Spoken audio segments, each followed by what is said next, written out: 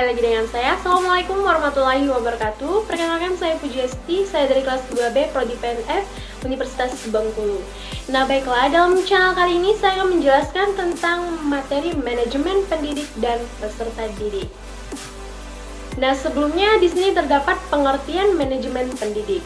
Manajemen menurut Terry pada tahun 1986 adalah sebagai pencapaian tujuan yang telah ditentukan sebelumnya melalui usaha orang lain.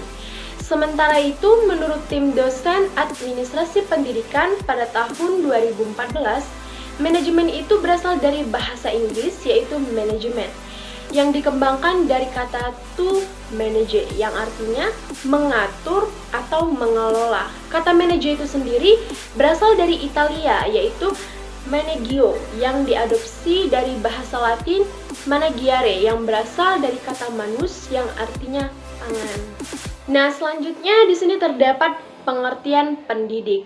Pendidik adalah tenaga kependidikan yang berkualifikasi sebagai guru, dosen, konselor, pamong belajar, widyaswara, tutor, instruktur, fasilitator, dan sebutan lain yang sesuai dengan kekhususannya, serta berpartisipasi dalam menyelenggarakan pendidikan. Menurut Undang-Undang Nomor 20 Tahun 2003, yaitu menurut Uhbiyati pada tahun 2005, ia mengemukakan bahwa pendidikan adalah orang dewasa yang bertanggung jawab memberi bimbingan atau bantuan kepada anak didik dalam perkembangan jasmani maupun rohaninya, agar pencapaian kedewasaannya mampu melaksanakan tugasnya sebagai makhluk Allah di permukaan bumi, sebagai makhluk sosial, dan sebagai individu yang sanggup berdiri sendiri.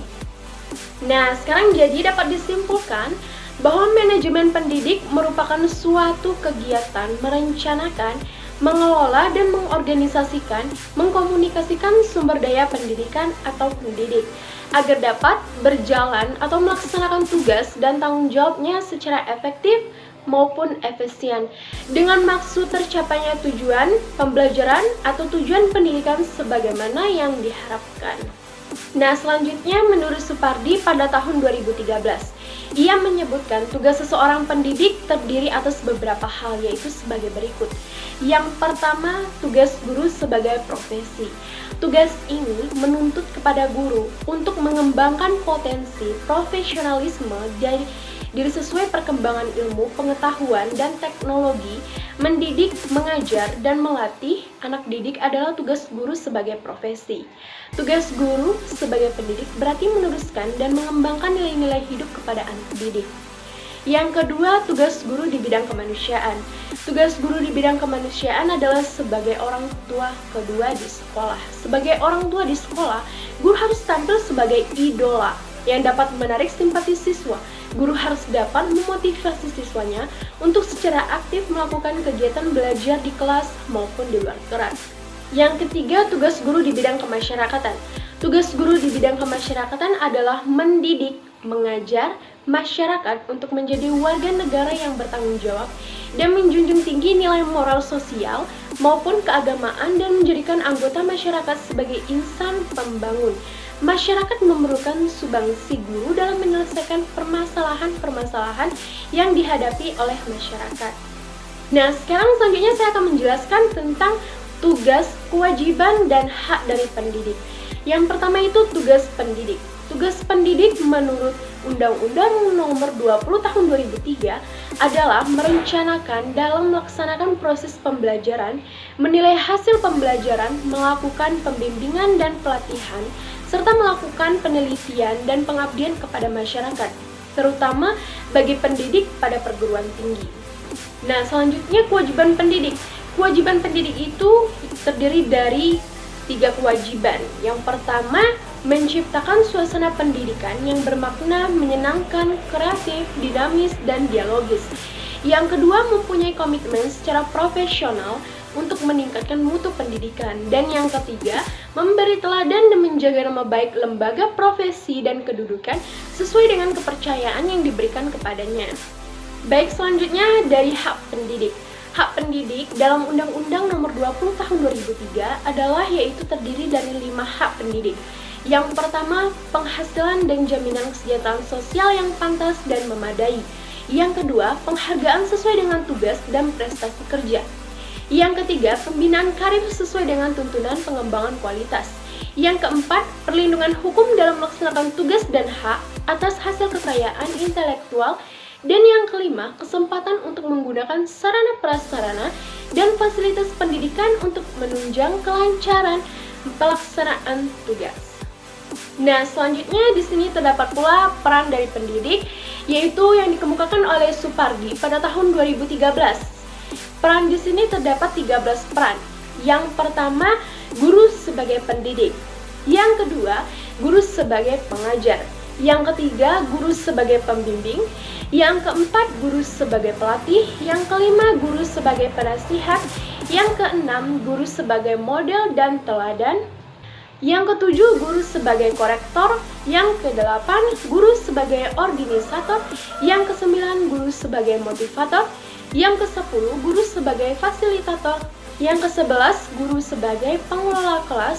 Yang ke-12, guru sebagai mediator. Dan yang ke-13, guru sebagai evaluator. Nah, selanjutnya sekarang manajemen peserta didik. Peserta didik menurut ketentuan umum Undang-Undang RI Nomor 2 Tahun 1989 tentang Sistem Pendidikan Nasional adalah anggota masyarakat yang berusaha mengembangkan potensi dirinya melalui proses pendidikan pada jalur jenjang dan jenis pendidikan tertentu. Nah, di sini terdapat pula dikemukakan menurut pakar atau menurut para ahli, yaitu menurut Asmendri pada tahun 2014, bahwa peserta didik adalah orang atau individu yang mendapatkan pelayanan pendidik sesuai dengan bakat, minat, dan kemampuannya agar tumbuh dan berkembang dengan baik serta mempunyai kepuasan dalam menerima pelajaran yang diberikan oleh gurunya. Peserta didik adalah sosok manusia sebagai makhluk individu atau pribadi atau juga manusia seutuhnya. Di sini dikemukakan oleh pakar menurut Knežević pada tahun 1961 bahwa manajemen peserta didik atau pupil personnel administration merupakan suatu layanan yang memusatkan perhatian pada pengaturan, pengawasan, dan layanan siswa di kelas dan di luar kelas, seperti pengenalan, pendaftaran, layanan individu, seperti pengembangan keseluruhan kemampuan, minat, kebutuhan, sampai ia matang di sekolah. Jadi, manajemen peserta didik tadi adalah suatu penataan atau pengaturan segala aktivitas yang berkaitan dengan peserta didik, yaitu melalui dari masuknya peserta didik sampai dengan keluarnya peserta didik tersebut dari suatu madrasah ataupun sekolah. Nah, di sini terdapat pula langkah-langkah perencanaan peserta didik yang dikemukakan oleh menurut Asmendri pada tahun 2012, bahwa langkah-langkahnya itu yang pertama forecasting. Artinya, membuat perkiraan dengan mengantisipasi ke depan. Perkiraan tersebut didasarkan atas faktor organisasi pendidikan, baik yang bersifat kondisional maupun situasional. Ada 3 dimensi waktu yang disertakan dalam hal, yaitu dimensi kelampauan, dimensi terkini, dan dimensi keakanan. Yang kedua, objektifis, merupakan perumusan tujuan. Tujuan ini harus dirumuskan agar segala kegiatan yang akan dilakukan tersebut senantiasa betul-betul mengarah pada tujuan yang sama atau ke arah yang sama. Yang ketiga, polisi. Kebijakan di sini berarti mengidentifikasi berbagai macam jenis kegiatan yang diperhitungkan untuk dapat mencapai tujuan. Yang keempat, programming, merupakan seleksi atau kegiatan-kegiatan yang sudah dirumuskan pada langkah polis. Kegiatan yang telah diidentifikasi perlu diseleksi lagi agar dapat dicarikan jawaban atau solusinya. Yang kelima, prosedur. Prosedur di sini merupakan merumuskan langkah-langkah secara berurut. Oleh karena itu, prosedur diartikan juga sebagai sekuen yang berarti kegiatan-kegiatan yang telah diseleksi pada langkah programming tersebut diurutkan. Yang keenam, schedule, merupakan penjadwalan terhadap kegiatan-kegiatan yang sudah diprioritaskan sebagaimana pada langkah-langkah programming. Dan yang ketujuh, budgeting, merupakan anggaran atau pembiayaan. Dalam kegiatan ini ada 2 kegiatan yang dilakukan, yaitu yang pertama mengalokasikan anggaran dan yang kedua penentuan sumber anggaran. Selanjutnya di sini terdapat kebijakan penerimaan peserta didik baru. Kebijakan operasional penerimaan peserta didik baru memuat aturan mengenai jumlah peserta didik yang dapat diterima di suatu sekolah. Penentuan mengenai jumlah peserta didik juga didasarkan atas kenyataan yang ada di sekolah atau faktor kondisional. Faktor ini meliputi daya tampung kelas baru, kriteria mengenali siswa yang dapat diterima, anggaran yang tersedia, sarana dan prasarana yang ada, tenaga kependidikan, jumlah peserta didik yang tinggal di kelas, dan lain-lainnya. Kebijakan penerimaan ini peserta didik dibuat didasarkan petunjuk-petunjuk yang telah diberikan oleh Dinas Pendidikan Kabupaten maupun Kota.